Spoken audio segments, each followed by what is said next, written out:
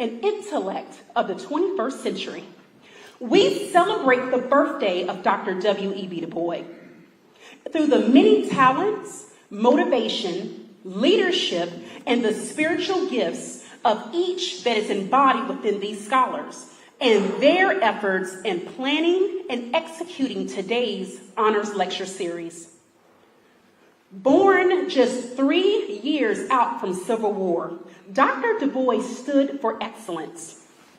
During the period of Reconstruction, where blacks lacked equality and were violently oppressed without justice, he believed through knowledge and education, social change was possible. Nearly now 120 years later, we still, and I'm going to stress, still find many of these issues prevalent today.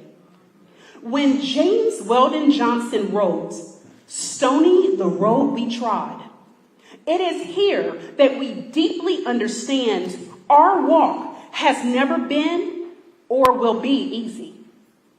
The Reverend Dr. Kevin Wayne Cosby reminds us that learning our history is vital. History teaches us lessons, and these lessons help to build a strong people. So, in commemoration of Black History Month and every month, I would like us to reflect on those that fought the good fight, just so we can be. As I gaze around this room, and each of us are adorned with a ribbon, black representing resilience, red symbolizing the blood that was shed for innocent black lives throughout history, yellow reflecting optimism, justice, and equality, and green symbolizing the richness and beauty of Africa. No better person to lift these notions than our prolific speaker, Mr. Roland Martin.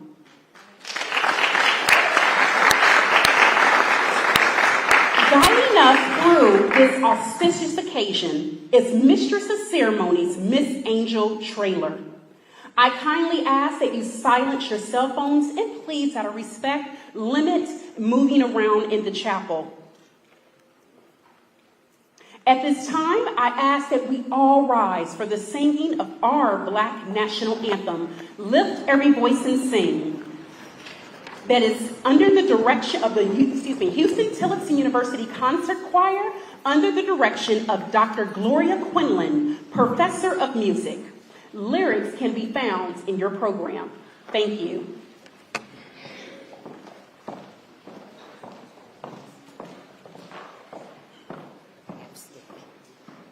Good evening. We will sing for you the Lift Every Voice and Sing, arranged by Roland Carter.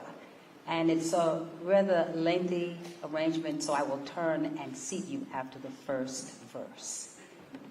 Lift Every Voice and Sing.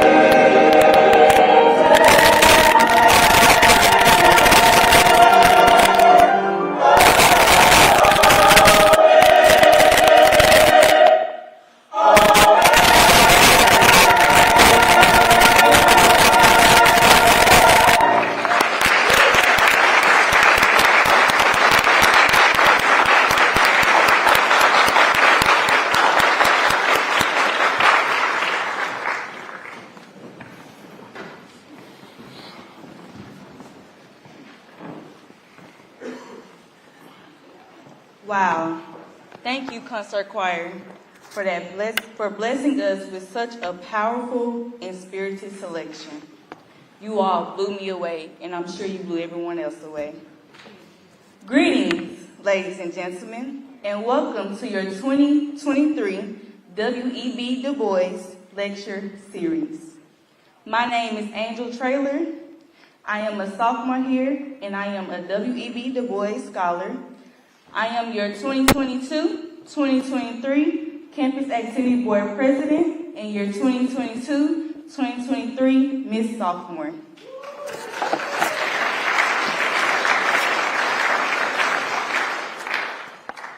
This evening, I am honored as your CAB President, who works firsthand with campus activities, to be a part of this great and memorable lecture series. You will learn about the great W.E.B. Du Bois himself and hear a powerful message from our keynote speaker. Please sit back, relax, and enjoy our lecture series. As we turn our attention to the program, I would like to welcome to the stage Dr. Archie Vanderpoy, Provost and Vice President of Academic Affairs.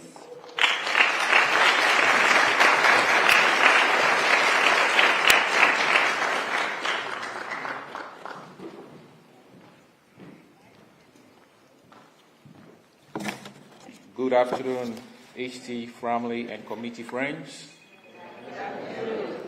I think another round of applause for our choir.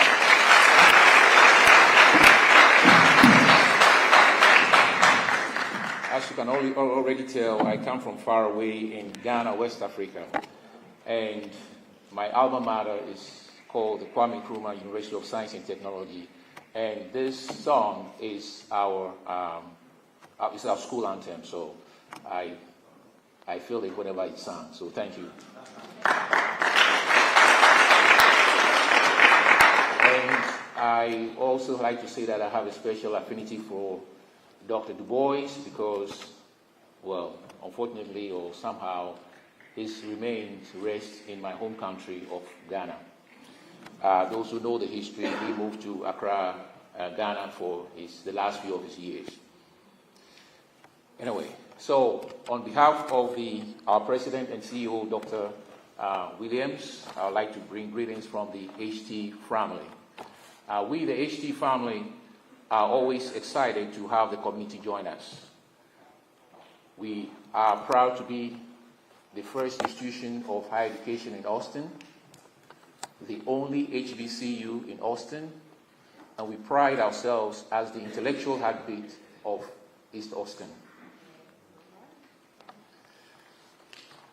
And so, we always like to bring inspirational and thought-provoking speakers like Mr. Martin to our campus and our community. The Du Bois Scholars Program started in 2003, and so this year we are celebrating 20-year anniversary.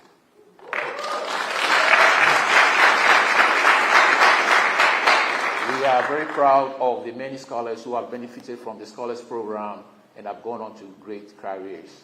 In fact, one of the scholars is currently our Vice President for Enrollment Management. And we are also proud of our current Du Bois scholars.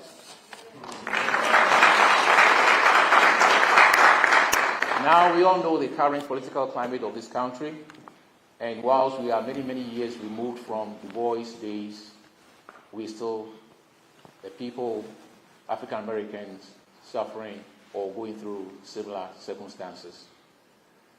And so today we have Mr. Roland Martin, who I believe has a lot to share about the topic. I must admit that I'm a fan. And so I'm sure we are here for a treat. Again, greetings and welcome. Thank you.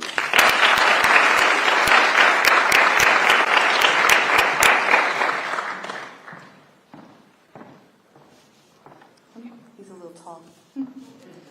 Thank you, Dr. Vanderpoy. We here at HT appreciate all that you do ensuring academic excellence.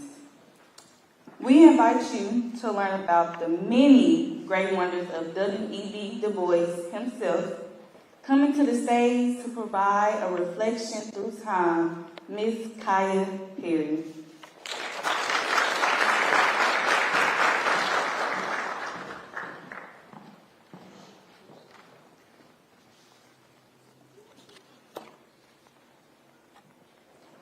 Good afternoon, everyone. William Edward Burgard Du Bois was born February 23, 1868, in Great Barrington, Massachusetts. Du Bois was an American civil rights activist, leader, Pan-Africanist, sociologist, educator, historian, writer, editor, poet, and scholar. From an early age, Du Bois sought out education. He became the first person in his extended family to attend high school. In 1881, he began writing articles for papers such as the New York Globe and the Freeman. After high school, he sought out his higher education from Fisk University, located in Nashville, Tennessee. Here, he became an editor for the student magazine, The Herald. The same year, he then attended Harvard before transferring to the University of Berlin.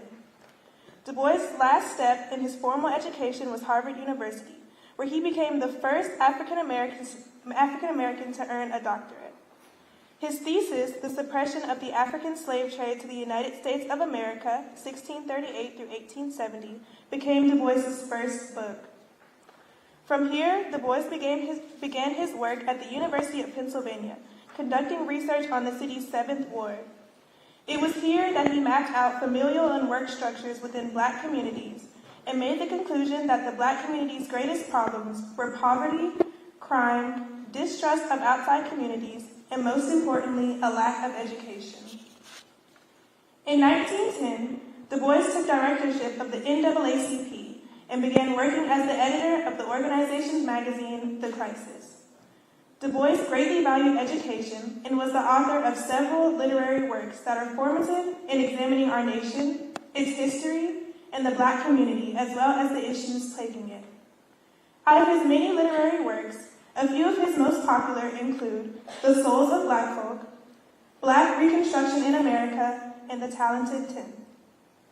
Towards the end of his lifetime, Du Bois moved to Ghana in 1962 to finish an earlier project titled the Encyclopedia Africana, a work focused on the achievement of people of African descent meant to bring unity to the African diaspora. While Du Bois was able to publish some entries, he tragically passed away August 27, 1963, in Ghana at the age of 95.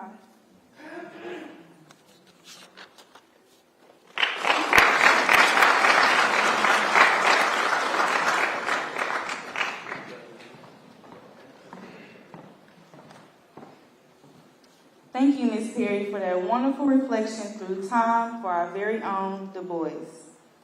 Let's now turn our attention to Yvonne, who will provide us with a reflection through words.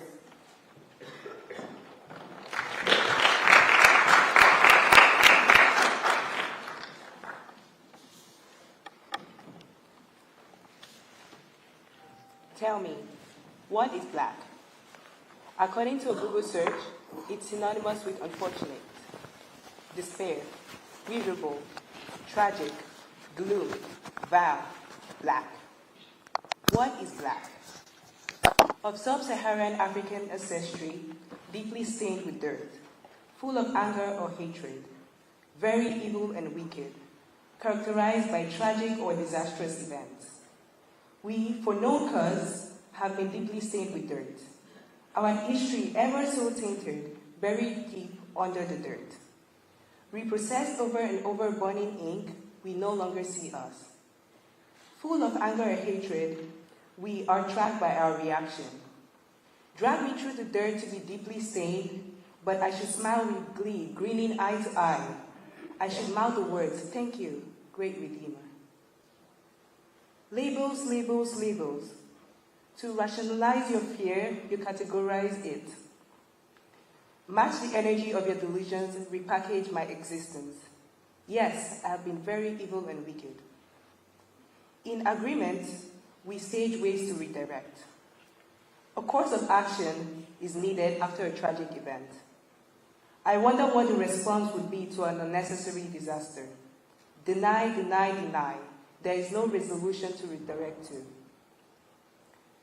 Of the very darkest color, owing to the absence of or complete absorption of light, the opposite of white. Completely dark, owing to non-visibility of the sun, moon, or stars.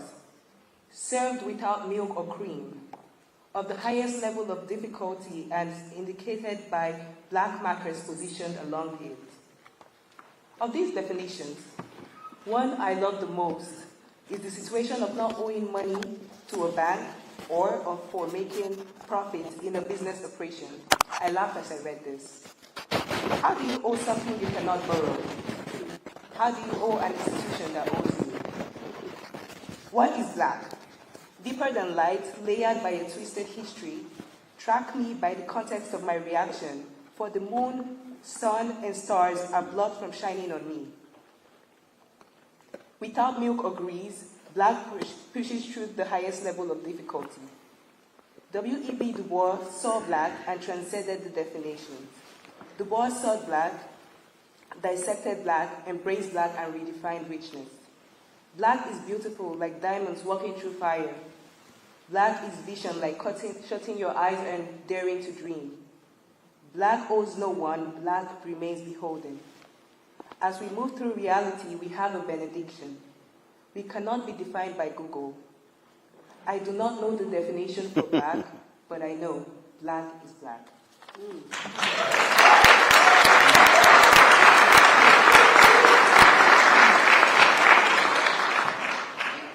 Thank you, Yvonne.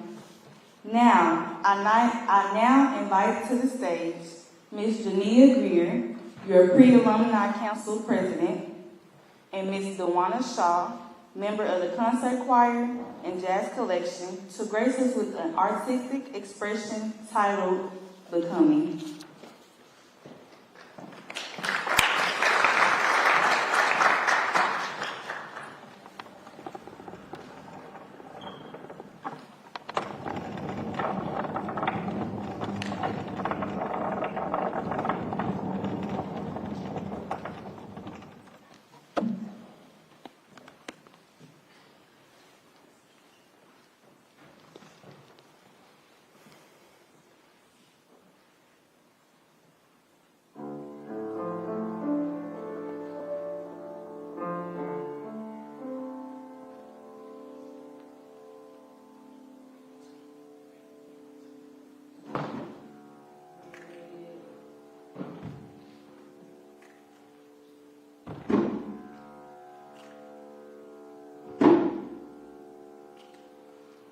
I've been walking with my face turned to the sun, weight on my shoulders, with a bullet in my gun. I got eyes on the back of my head, just in case I have to run. I do what I can when I can, what I can for my people. While the clouds roll back and the stars steal the night, that's when I'm gonna stand up, take my people with me. Together we are going to a brand new home, far across the river. If you be free and calling me to answer, then keep on keeping on. And I know once again might be hard to face alone. And I just like that, but I try. Sure stars fill up the sky. That's why I'm gonna stand up, take my people with me. Together we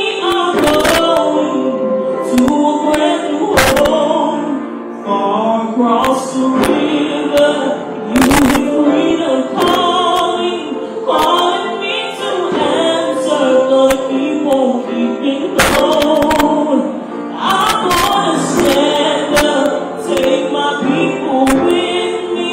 Together we are going to a brave world far across the river. And you be freedom calling me to answer. Gonna keep on keeping on. I can feel it in my bones. Feel it in my bones.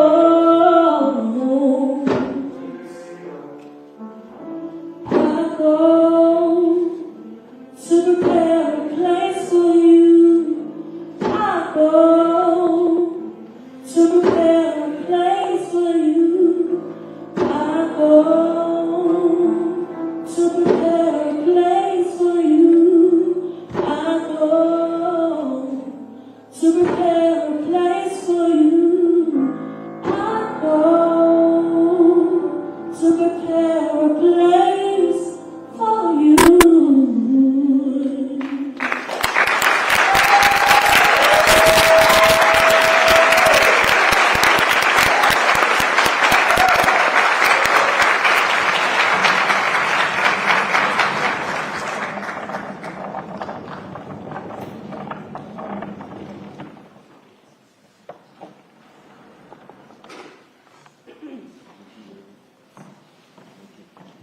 Yeah, of course. Let's give him another round of applause. That was beautiful.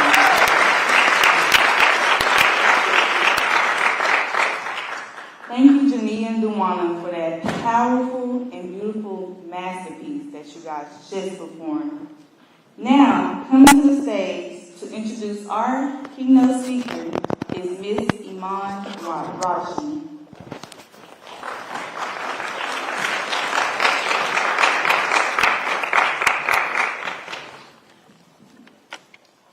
Roland Sebastian Martin was born in Houston, Texas, and is a graduate of Texas A&M University. Mr. Martin is a life member of the National Association of Black Journalists and Alpha Phi Alpha Fraternity Incorporated. He resides in the Washington, D.C. area, married to the Dr. Jackie Hood Martin. Over the course of his career, he has interviewed multiple U.S. presidents, top athletes, and entertainers in Hollywood. A digital media pioneer, Martin launched the first Black news source audio and video podcast in 2005 and 2006 as executive editor and general manager at the Chicago Defender. He served as a senior analyst for the Tom Joyner Morning Show as well. Martin spent 6 years as CNN contributor, appearing on numerous shows and earning accolades for his no-holds honesty, conviction, and perspective on various issues. In 2008, he was inducted into the Journalism Hall of Honor at his alma mater at Texas A&M University, while also contributing to CNN's outstanding coverage of the 2008 election, which led to the network being awarded the Peabody Award the following year. Martin spent 13 years at TV One Network, where he played an integral role in building the Black-owned network. From 2013 to 2017, he was the host and managing editor of News One Now, the first daily morning news show in history targeting African Americans. He has been named 4 times by Ebony magazine as one of the 150 most influential African Americans in the United States, voted King of the Hill by Jet magazine readers in 2012, named the #1 Black pundit in the country by Newsone.com, and has been included multiple times on the Root 100 list of influential African Americans. Throughout his career, Martin has been showered with more than 30 awards for journalistic excellence, including the 2008 President's Award and the 2013 Journalist of the Year Award by the National Association of Black Journalists for his extensive focus on voter suppression and other issues of concern to African Americans during the 2012 election.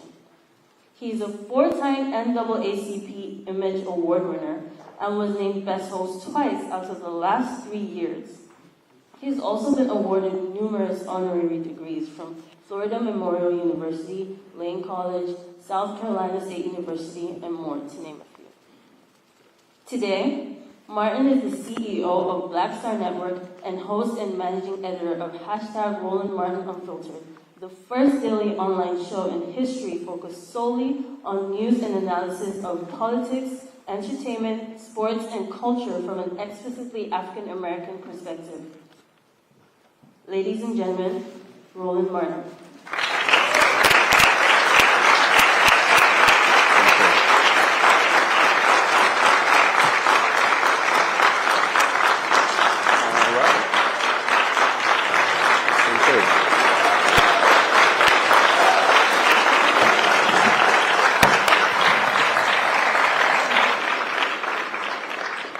How are we doing?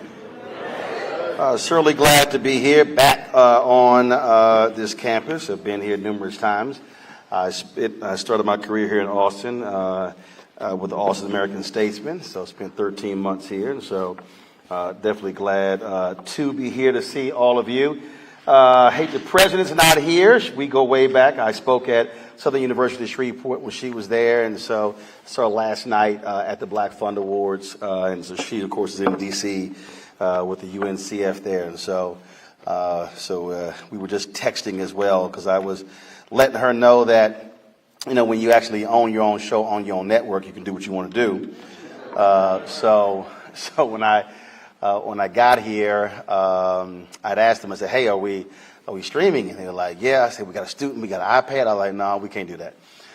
So I'm like, go back to the hotel, get my camera, get all my gear.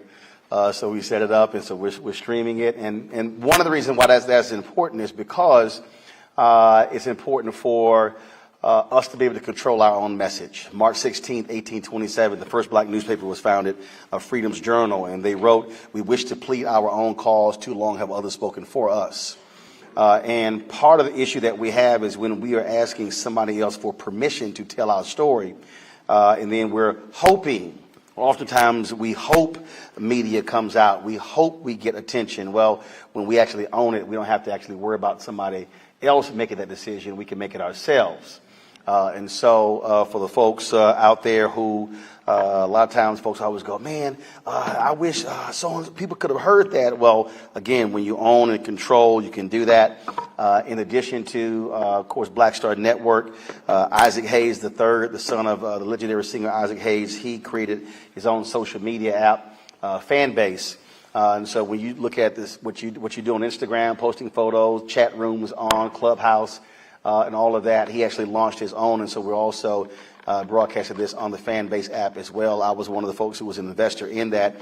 And again, same thing. Black folks, we have made other people massively rich. We over-index on pads, on phones. In fact, Clubhouse is a perfect example. They launched during COVID. Within 9 months, they went to a $4 billion valuation, largely because African Americans had embraced it and were using it.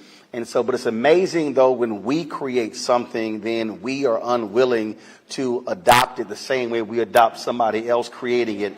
And so that has to stop.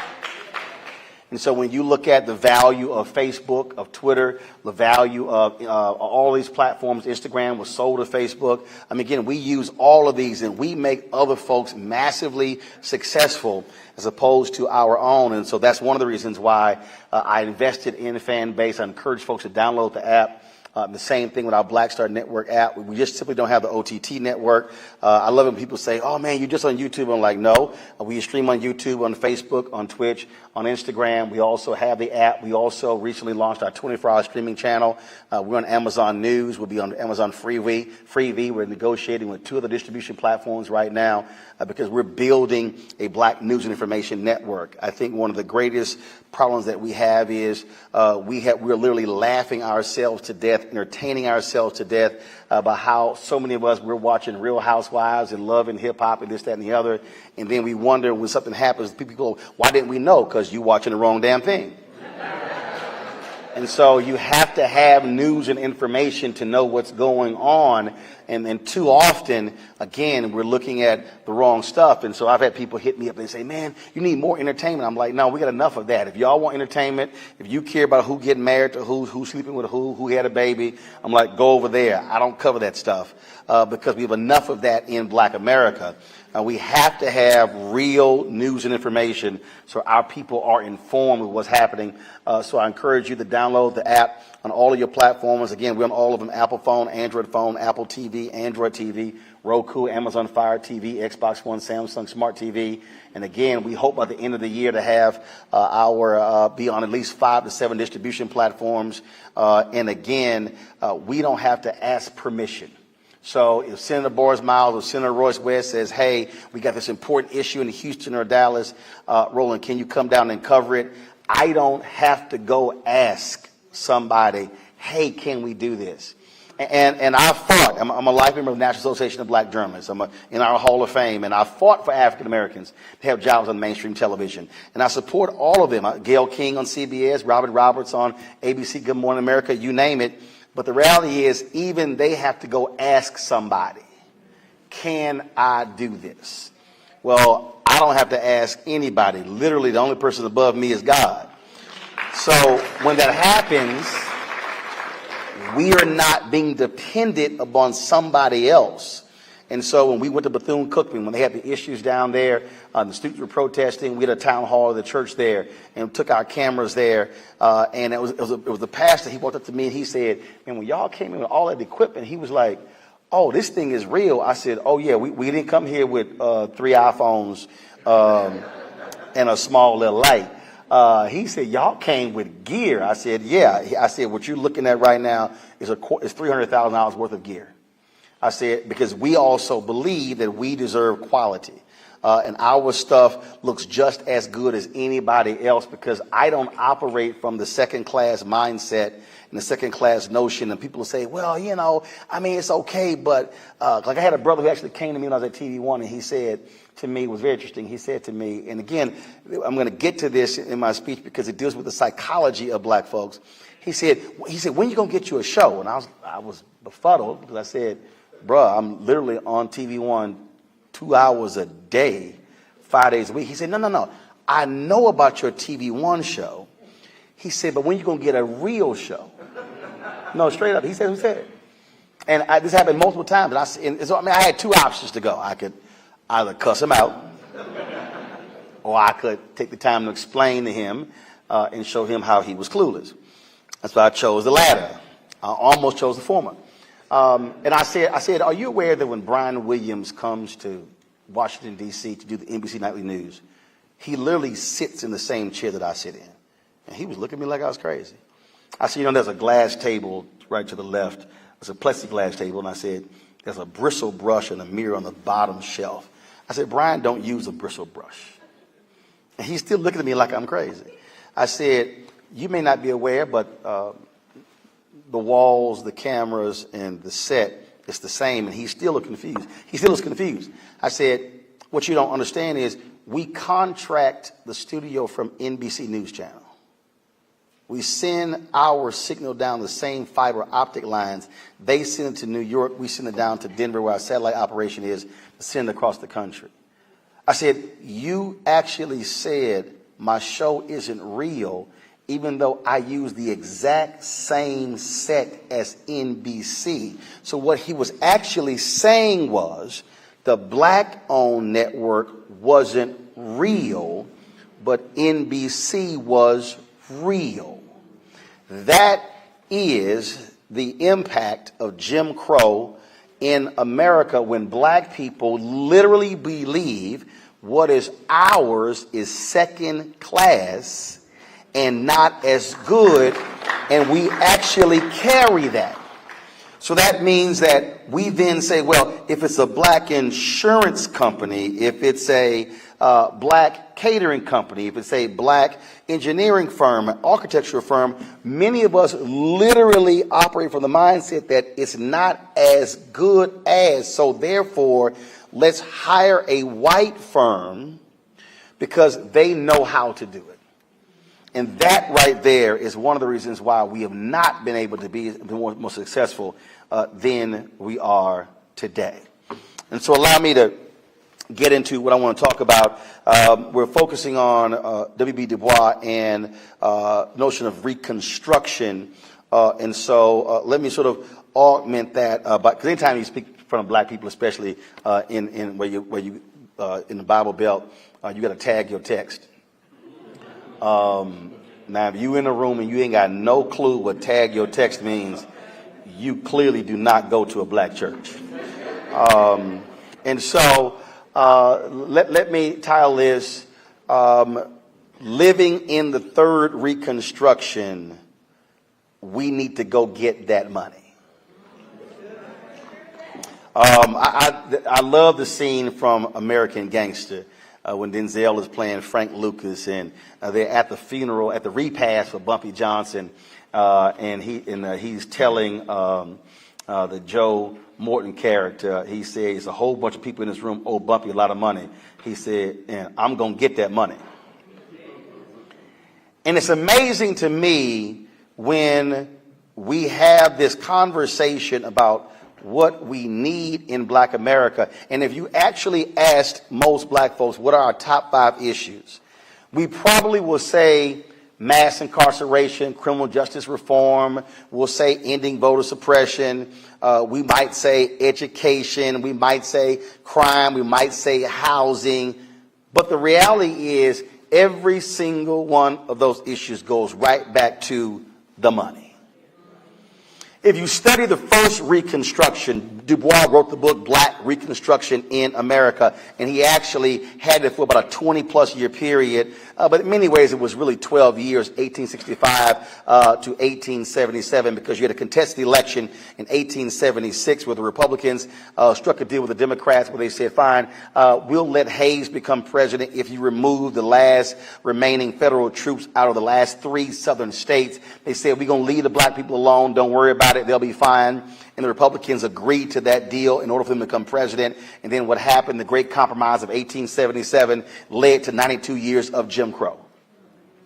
And so pretty much with the Great Compromise of 1877, the Reconstruction period ended. But it really ended earlier than that because you had your Reconstruction amendments, 13th, 14th, 15th Amendments, where you had the radical Republicans who said, we're going to push this thing through. Now, why is that important? Because we're living in this age today where you have Democrats who love talking about bipartisanship and how we can get other folks to go along. But if you actually study the history, the radical Republicans did not give a damn about bipartisanship. They did not care what the Democrats or the Southern Democrats had to say. They literally said, if we have to pass all of these bills by ourselves, we don't care what they have to say. That's what they would call radical Republicans. So the reason we got the 13th, 14th, and 15th Amendment, known as the Reconstruction Amendments, is because the radical Republicans said, we don't care about the other side. This has to get done. It doesn't matter. And so then you had those Reconstruction Amendments. Then you had Lincoln creating the Freedmen's Bureau, which was designed to create economic opportunities, teaching African Americans, teaching free slaves, literacy, teaching them economics. You literally had, based upon Skip Gates' documentary, these free slaves of African descent placing the equivalent of $3 billion in the Freedmen's Bank, and it was essentially stolen. That was not a bank bailout. So imagine what black America will look like in 2023 if the equivalent of $3 billion in the 1860s had not been stolen by white bankers. And so what then happens is the Great Compromise. And so what you see during the period of Reconstruction, after about 5 or 6 years, white America pretty much said, okay, fine, you know what? We done with all this. Look, we passed the 3 amendments. We all good. Can we just move this thing along? Now, what does that say about America when you have 243 years of people enslaved, beaten, families destroyed, separated, and then they say, well, we're good after 5 or 6 years. 243 years, 5 or 6. Why do we got to keep doing all of this stuff? It's been long enough. Can we just move along? Look, it's done. We ended it. We had a civil war. Can we just go ahead and move along? And speaking of that, I'm going to put the video out a little bit later. And I always make a point of this as I was leaving the Capitol grounds. Yes, I had to stop and spit at that Confederate monument that sits on the grounds of the Texas Capitol. And I had no problem saying to anybody around, here goes a monument to white domestic terrorists that is sitting on the ground in front of the Texas State Capitol. And then they have the nerve to say on the side of that, they were fighting for states' rights. If you want to see why you got to have black-owned media, that statue, that monument reinterprets exactly what they were fighting for. That is a monument to white domestic terrorists and the greatest traitors in American history. It is literally sitting on the ground of the Texas State Capitol, and it should be removed. And so they say after 5 or 6 years, can we just move on? Now, if you understand American history, that was the first Reconstruction. You had Critical Civil Rights Act. You had the Supreme Court overturning Critical Civil Rights Act. You did not have a new Civil Rights Act from 1875 all the way through 1957. And then what happens in the second Reconstruction? We can say the Black Freedom Movement, many call it the Civil Rights Movement, it was the second Reconstruction in America. Emmett Till, August 28, 1955. Montgomery bus boycott begins December 1st, 1955. Go 382 days. And then, of course, it lasts 13-year period from that point to 1968 with King's assassination for just 13 years. Same thing. What do we get in the second Reconstruction?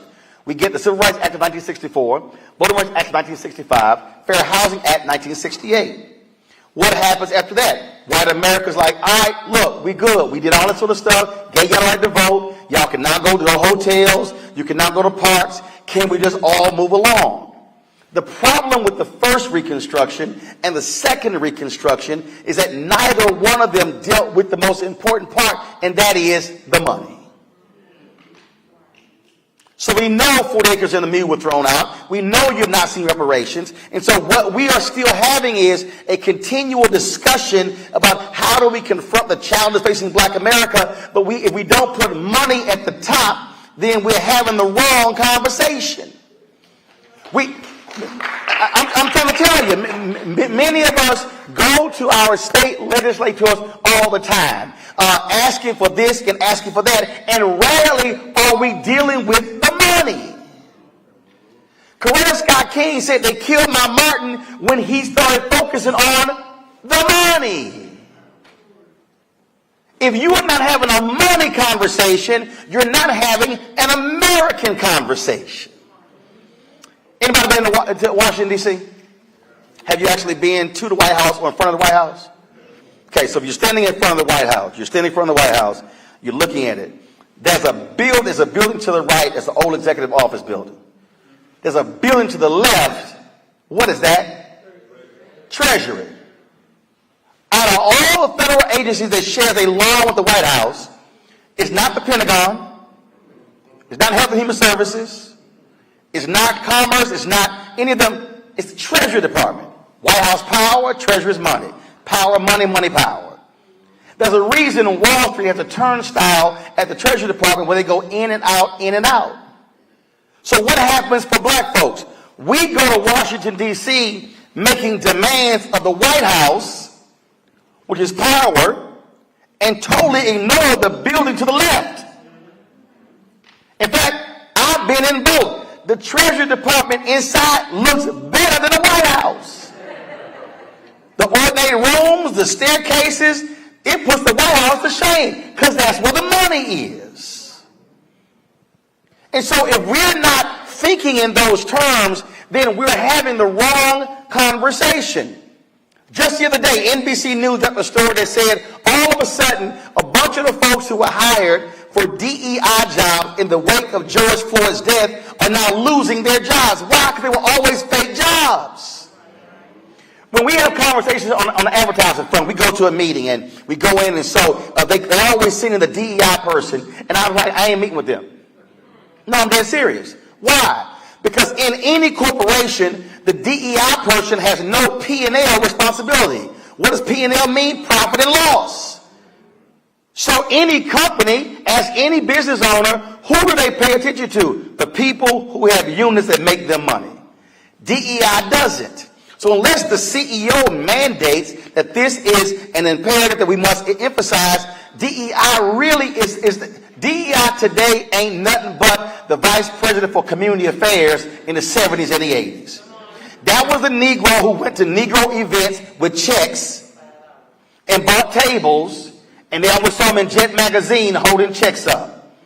And now you see the checks being held up at HBCU games, and the small checks, but big ass placards. I'm sorry, we got to be thinking much different today. You shouldn't let nobody walk on your campus presenting you with no $10,000 or $15,000 check when the companies themselves, they have their market cap is $100 and $200 billion. Don't worry about the microphone going out, I can talk loud. That's literally what we are allowing.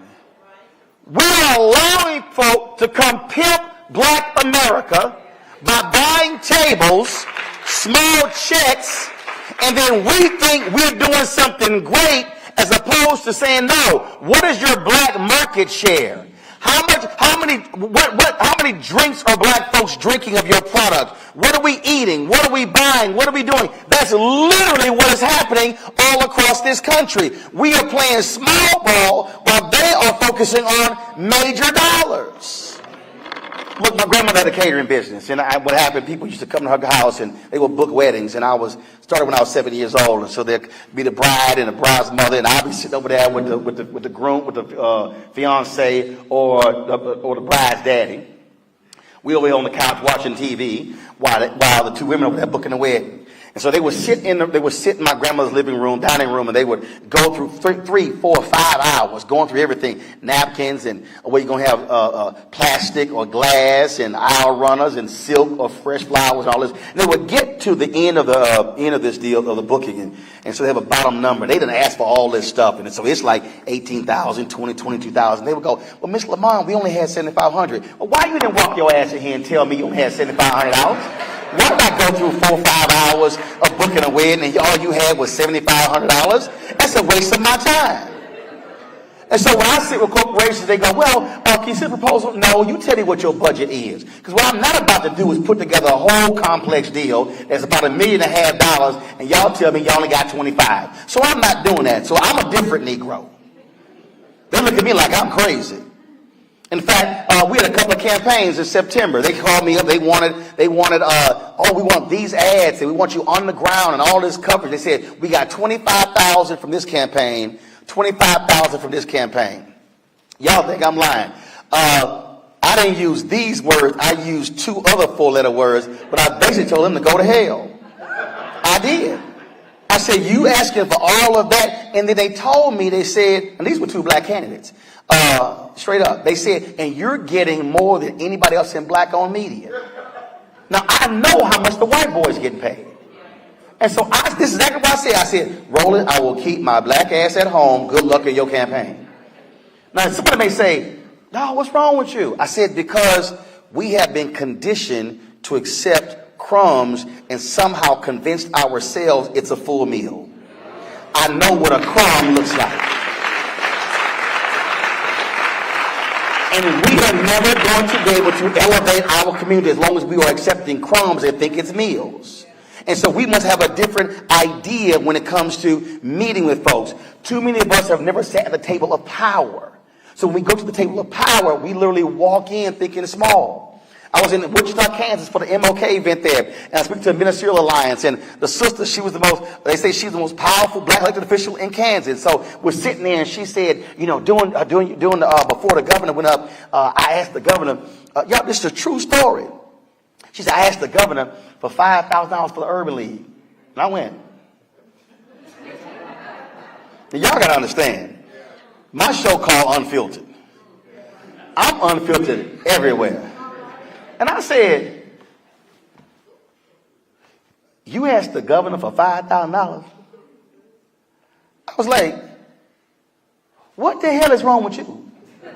She goes, and I said, 5,000, and she said the governor's kind of like, okay, like it was a nuisance, like $5,000. I said, you are a state senator, and you asking the governor for $5,000 for the Urban League? And then she said, I wasn't thinking. I said, no, that's a lie. You were thinking. And what you did was you negotiated against yourself in your mind. You told yourself, I can't ask this white woman for $5 million. They're not going to give me $500,000. I don't think I'm going to get 50, so I'm going to ask for 5. I said, that's why she looked at you like you were crazy. She says, well, she said, well, what will you ask for? I said, hell, 50 million. She looked at me, she's like, oh my God. I said, what you have done is what black folks have always done. We ask for what's small because we are so used to making do with nothing. That what then happens is when it's time to negotiate for real, we go to the table so small that when they give us a pittance, we then are so happy we got it, we act like we got the 50 million. We are not going to change the condition of black America unless we understand we have to begin to go after money in a much different way. Right now, the federal government spends $560 billion on contracts. Black businesses are receiving 1.67% of the $560 billion. That's $9 billion. In the advertising space alone, the federal government spends $1 billion on advertising annually. Black-owned media receives 51 million out of 1 billion. Folks, when President Biden spoke at the CBCF and he talked about how they wanted to increase the number of what minority businesses, what they call small disadvantaged businesses, up to 100 billion. I turned around to Congressman Jim Clyburn sitting at his table and I said, sounds nice. How you gonna do that with no plan? Because it's the money game. We're engaged right now in a battle with the ad industry. $322 billion is spent every single year on advertising in America, and black-owned media gets 0.5 to 1% out of the $322 billion. So the reason you don't see a black media company the size of CNN or Fox News or ABC is because we have been shortchanged for years. If you read Brett Pulley's book on BET, the Billion Dollar Bet, the unauthorized biography of Bob Johnson and BET, in the book, they talk about when BET was sold to Viacom. Now, mind you, BET was sold by Bob and Sheila Johnson for $3.3 billion, making them the first black billionaires in the country. $3.3 billion, okay? Now, the sale of BET created more black millionaires than any other company in history because at one point BET went public and employees had shares, then went back private and they still own the equity. Okay, so BET created more black millionaires than any other company in history. Now check this out. In his book, Sumner Redstone, who was the CEO, he owned Viacom. Mel Karmazin was the CEO. They discovered that BET was receiving $1,500 for a 30-second commercial when the exact same 30-second commercial was getting $8,000 on MTV. Okay, now I want you to do the math. That means that BET was getting 4 times less than they should have been getting for the ad. Now I want you to do the math. If BET was getting 4 times less for the ads, what essentially was happening, they were discounting the black viewers. It was a black tax. So if BET sold for $3.3 billion, had Bob and Sheila Johnson been getting their fair share in advertising for the same ad airing on MTV, they could have actually sold BET for $12 billion. In fact, they could have actually sold 25% of BET for the same $3.3 billion and still be the majority owners today and would have made the same $3.3 billion and would have still had the other $9 billion left.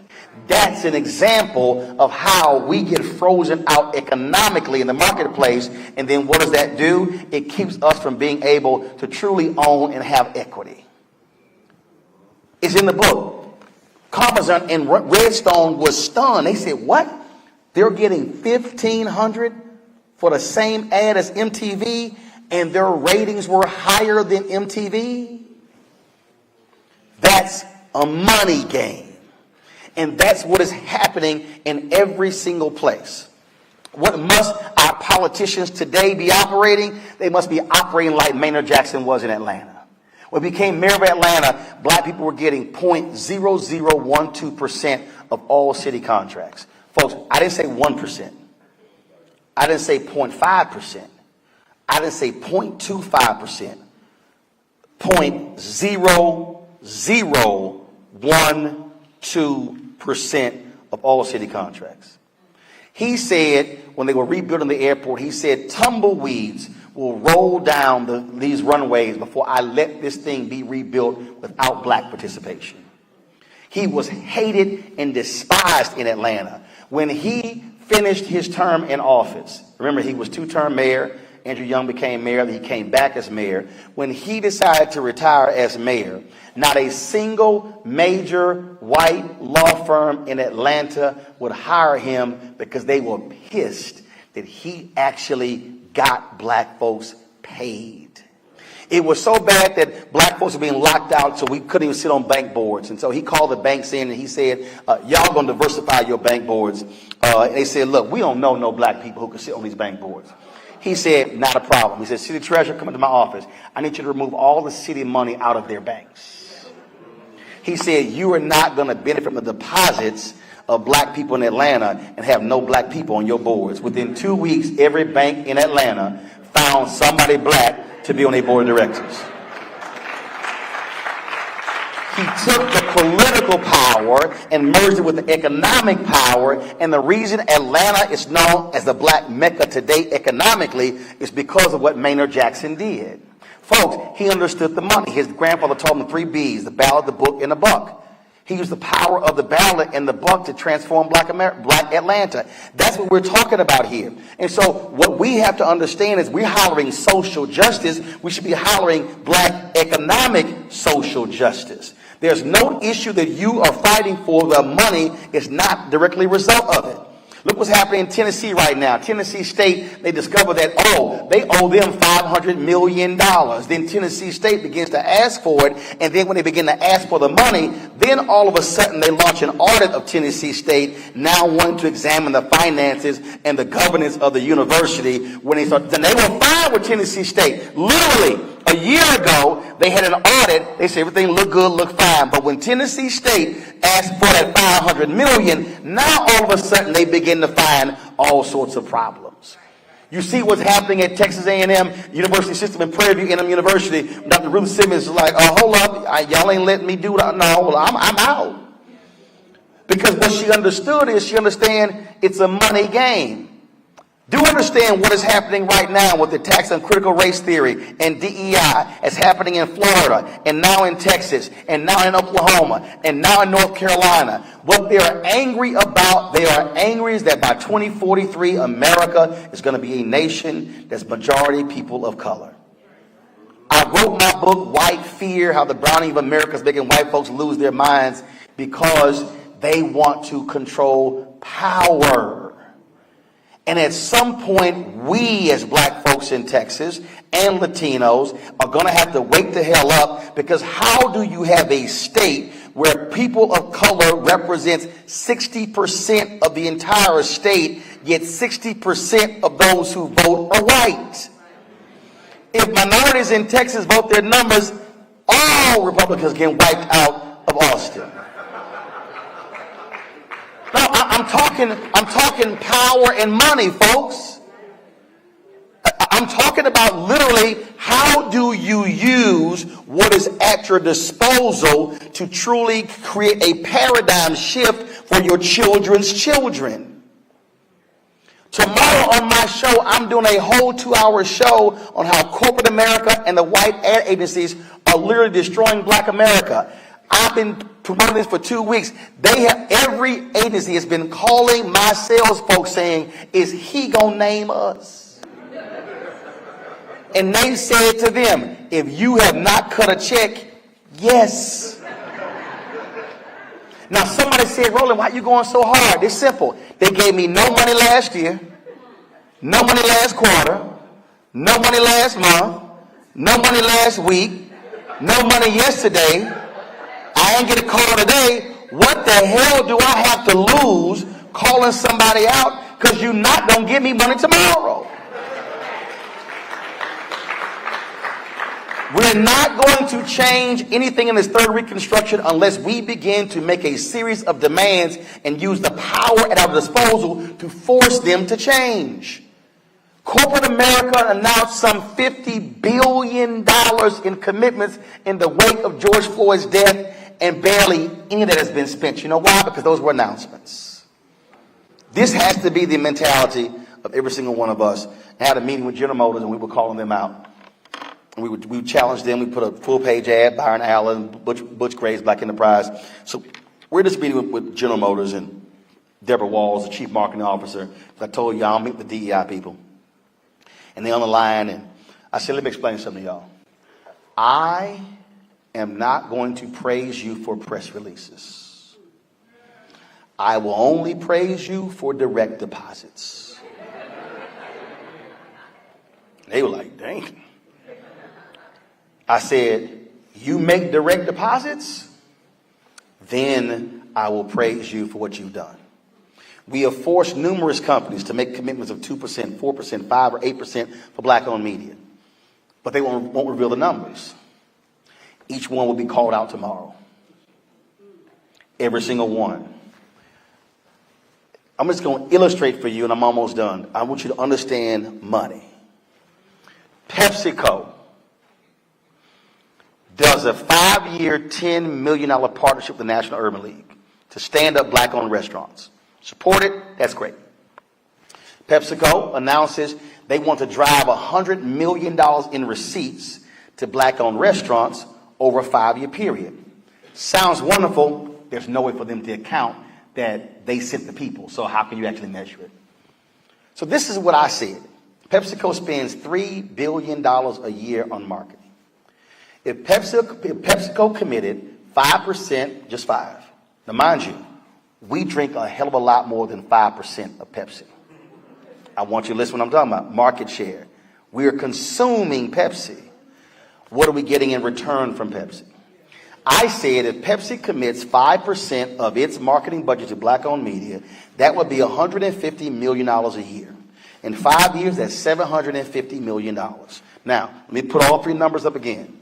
They have a 5-year, $10 million partnership with the National Urban League. They want to drive $100 million in receipts to black-owned restaurants in 5 years. If we got 5% of their marketing budget, that's $750 million over the same 5 years. Which one of those three could have a more dramatic impact on Black America? Because what happens is, if we are able to get that 5%, annually $150 million, we now can hire what? More writers, more producers, more support staff. We now go take our black-owned businesses and we now increase the size of them because now we're hiring people. Do understand, prior to COVID, there were 2.6 million black-owned businesses in America. 2.5 million had one employee. They're sole proprietors. Of those businesses, they do an average revenue of $54,000. When we had 1.9 million black-owned businesses and 1.8 million had one employee, they would do an average revenue of $110,000. So we've added this is pre-COVID because we lost 41% of our black businesses. And why did we lose 41% of our black businesses? Because they weren't real businesses. I'm sorry, one person is not a business. No, it's just not. And so we're running around yelling, we need more black businesses. No, we need more black businesses with scale, generating more employees and more revenue. And so we must now be looking at this and making a series of demands differently. So here's one thing I would love for your business school to do, and you can write this down. This should be a project of your business school here at Houston-Tillotson. You should be utilizing your students and creating an accountability project where you are tracking every company that made a financial commitment in the wake of the death of George Floyd. You should say, we're going to call each one and track what their commitment. You committed $100 million. How much has been spent? Who did the money go to? What is it used for? Because they're getting over. They're getting over on black folks by posting on social media, sending out press releases, and then we're not holding them accountable. And so this is a project that your business school could do. And then what happens is you partner with us in Black media. When you get the data, we then report the data and call out the companies. So if somebody promised $100 million and they ain't spent any of the $100 million, we think it put them on blast so Black folks then know who not to shop with. Y'all, we are not going to have a real third Reconstruction that Du Bois talked about unless we change how we are looking at this entire situation economically. Because if we're having the same conversation today, 20 years from now, we as Black folks in America will look like Black folks in South Africa, where they got political power, but they could have no economic power, and they're just as broke and illiterate today as they were when Nelson Mandela first came out. America is never going to change unless we confront the money. We can't keep talking, oh, let's create Black wealth, and we get all excited about a Black entertainer. I'm not interested in a person who plays basketball, because guess what? The white boy who just bought the Phoenix Suns was a college basketball player at Michigan State. Michael Jordan had to play in the NBA in order to afford a basketball team. In fact, they just came out with the data, and I'm just trying to explain to y'all how the money game. Michael Jordan is a billionaire because of his Jordan brand deal with Nike. Sounds great. That's wonderful. I support the brother 100%. But I need y'all to understand the money. They announced that the Jordan brand, where is it? I literally sent it to somebody today. Hold on. The Jordan brand, it came out how much the Jordan brand made. They broke the numbers out, and the Jordan brand generated some $6 billion for Nike. How much of that does Jordan get? Take a guess. Just throw out a percentage. 10. What else? He gets 5%. Now, I want you to think about this. Michael Jordan gets 5% annually of what the Jordan brand makes. Okay? $6 billion. Prince showed us this. Prince sold 20 million copies of Purple Rain. When he got freed from Warner Brothers, he sold 1 million copies of Emancipation. He made more money off Emancipation than he did Purple Rain. Hold up, y'all like, wait a minute. He sold 20 million copies of Purple Rain, but made more money off 1 million copies of Emancipation. Now, which one feeds your ego and which one creates generational wealth? This is where we have to be. If we are going to take what Du Bois laid out, and if we are going to build this, what has to happen is we have to completely change our view of economics and the demands that we are making. You as Houston Tillerson should be asking yourselves, who are the top 20 employers in Austin? And I'm not interested in who are the Black folks on their boards. You should be asking this, another thing part of your business school, how many contracts, follow me here, and see, this is where they get us. Well, we can't find Black construction companies. No. Catering contracts, transportation contracts, PR contracts, event planning contracts, attorneys, engineers, bond firms, folks, professional services, insurance companies, you name it. We have to make a series of demands different. And I'll end with this here.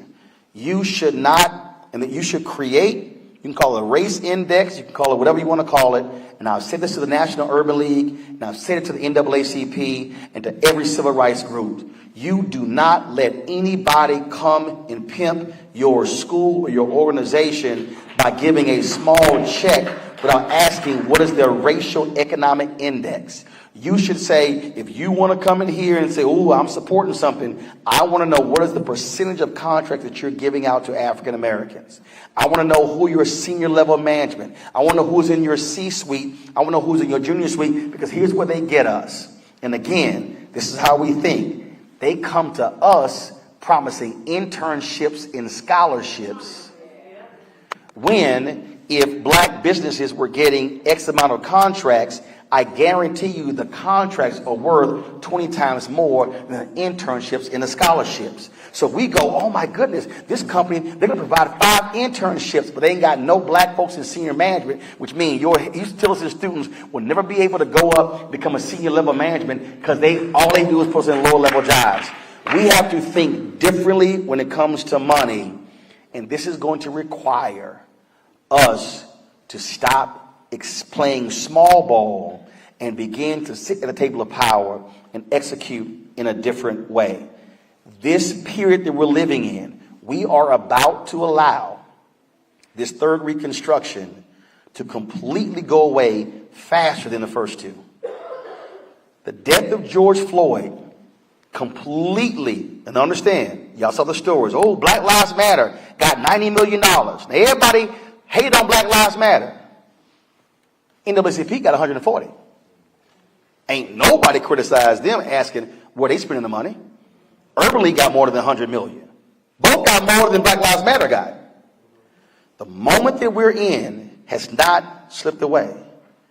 We must be making demands in every economic sector, in every city, and putting pressure on them and not allowing anybody to come to us and say, well, hey, we want to give you this, because what they want is they want to attach to blackness, to look good. Don't let nobody attach themselves to you looking good unless they have made a sizable deposit, not a promise, a deposit. If we take this tact, then Du Bois' Reconstruction breakdown becomes real, and then the Houston Tillerson graduates from 30 years from now will be having a different conversation than what we're having today, because we chose today to finally change the economic paradigm. As Frank Lucas said, I'm going to get that money. That must be what every single one of y'all say. It's time for us to go get that money.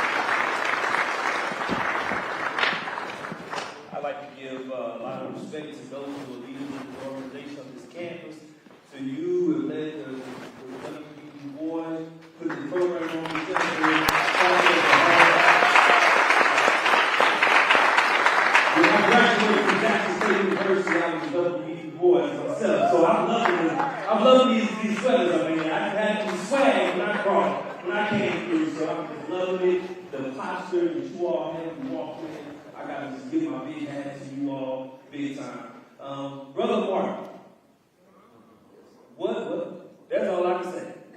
I have seen you throughout the years, Rep 85. I was at the National Society of Black Engineers. They introduced you, and they didn't do something right. So let's say, let's do it again. You came back on stage and stepped back on. Just to let her know, we see you on Unfiltered. And which one I hit him with? This one? That's the one! You can't do that, Roland. You can't. He's gonna hurt me. No. My stuff still works. My keys don't. My got two keys. No. I ain't got that problem.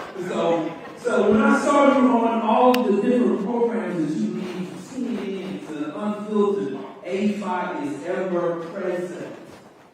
So as the brother that's leading our Austin alumni chapter of Alpha Phi Alpha Fraternity Incorporated, we are proud to just give you a little token of our appreciation, not just for today, but what you've been doing throughout the years, Mama. We are taking a group of young people on an HBCU, University of Arkansas, Philadelphia Smith College, right? We're taking them on a trip, but we're taking them on a bus. He done got me fired up. Why we ain't got a charter plane? He done got me fired up. Brother Trevelyan, we just talked about this on Sunday. That's money, right? And at that point, now we're actually in the space where we're trying to specifically now take the whole mindset of while we ride on the bus, we've been flying to vacation in Disney World on the plane. We fly to Dallas sometimes on the plane. Why can't we just fly to North Carolina and see those schools, Delaware State, Florida A&M from here, right? I went to Jackson State. We definitely need to go there, right? And so that's the mindset. So I thank you. Brothers of Alpha Alpha, please stand so you can represent this brother right here. We got him across the room. That young man right there, can't be more proud of him more than you realize. Brother Joe, thank you so much. You all may be seated. So with this little small token, we want you to put this. We want to see this on the film next time. You know what I'm saying? So in the background, we want this award to be shown. We just want to throw that out there. All right? And we just going to keep it simple. In recognition of your unapologetic impact to our world, Brother Roland Martin. Thank you so much.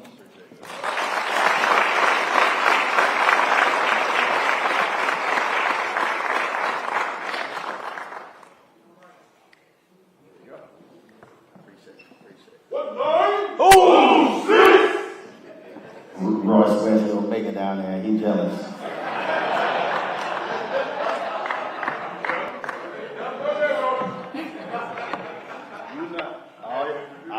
You know, all you Kappas, Sigmas, and Omegas, and Ios, y'all know Alpha's your daddy. You know. So you should be saying, thank God for that.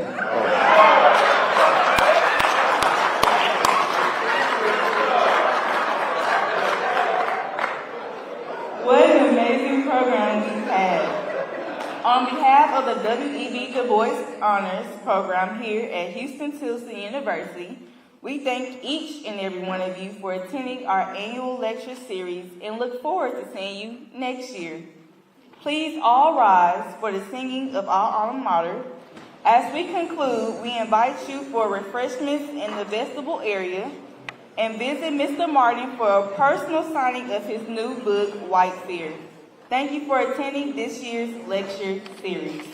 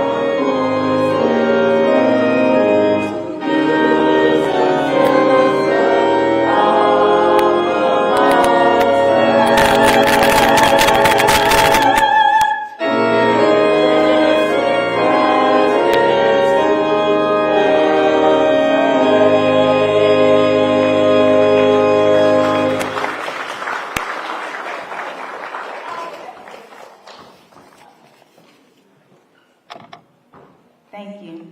You guys can exit and enjoy our refreshments.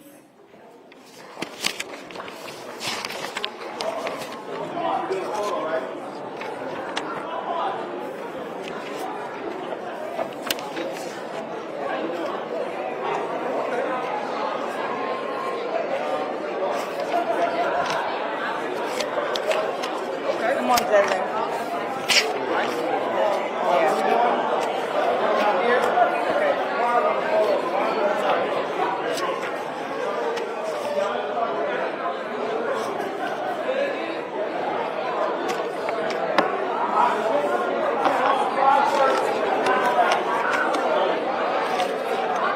All right, here we go. He's got it right there. He's got it right there. Ready to go.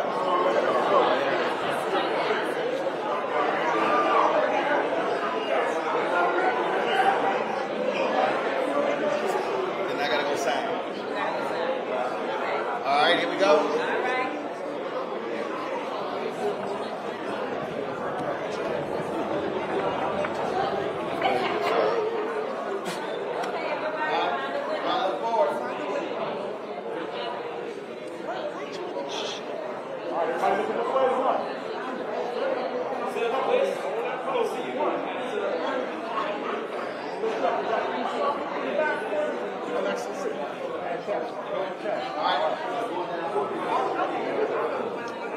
Good job, guys.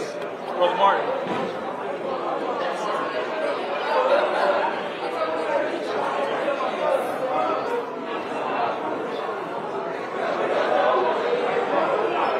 All right, so what we got to see.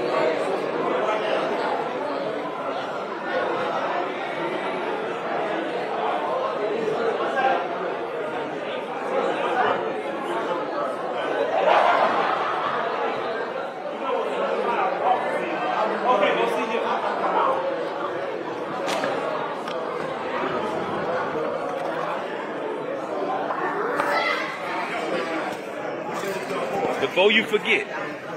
Okay, got it. Got it. You want to get Senate, more Senate? Yeah, go ahead and use the number. Okay. No, we're going to stand up for furniture, I guess. Hey! How you doing? Ready to go. Y'all got to come in a little bit right here. Y'all got to come in a little bit. I can't back up.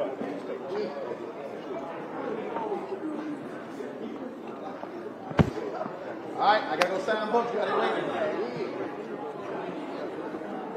All right, here we go. 1, 2, 3.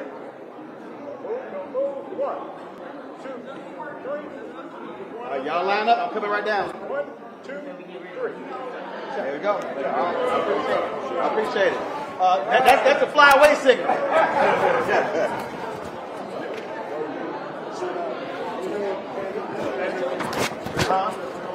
I appreciate it. Thank you. I appreciate it. Can I get a selfie with you? Yeah, give me 1 second. 1 second. Yeah. All right, y'all ready? Good. Thank you, sir.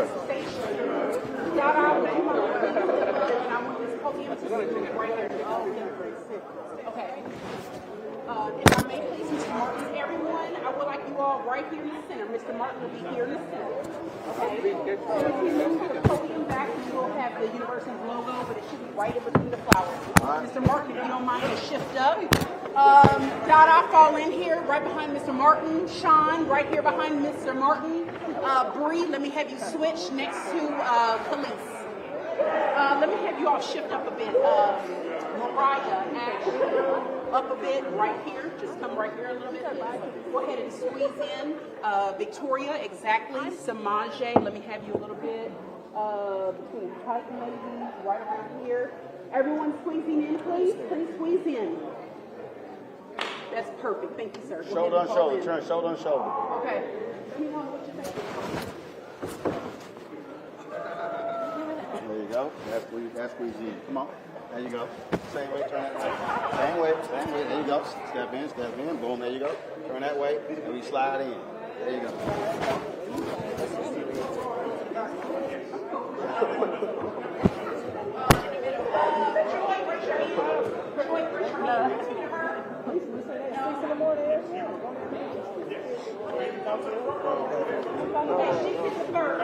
What do you think about that? Right here? Yeah, you gotta turn sideways. Trust me, it's better. There you go. So the whole entire front row should be pivoted. You will probably be right to your left. So pivot in, shoulders should be slightly towards the photographer. Making sure that you have a window. You should be able to see behind the person's face. Okay, please make sure you can see behind. If you cannot, then fall a little bit to the left or to the right, okay? Jalen, I think we're going to have you switch a little or stand behind Dr. Come over here with me, please. Only because of hair, okay? And then we'll be ready whenever you are. Make sure there's nobody behind you on the stage. All right, here we go. Let's go. Everybody right here. Let's go. 1, 2, 3. We're going to get a couple. 1, 2, 3. Last one. 1, 2, 3. Fantastic. All right, cool. All right, thanks a bunch. Cool. I appreciate it. Thank you. Okay. All right. Just throw it right in here. All right, perfect. All right, I appreciate it. How you doing? Right out here. Take them out here.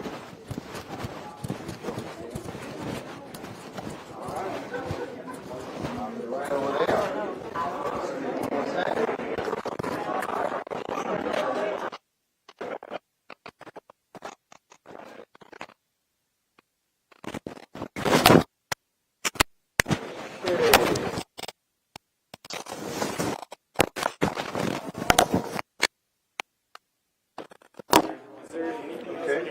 Yeah, we need to get, they have the cash out there? I'm not sure. No, okay. We need to bring that out there. Bring this out. Let's see. Let me see that. Underneath that. Square. Connected. All right. Let me get my pen. Sign.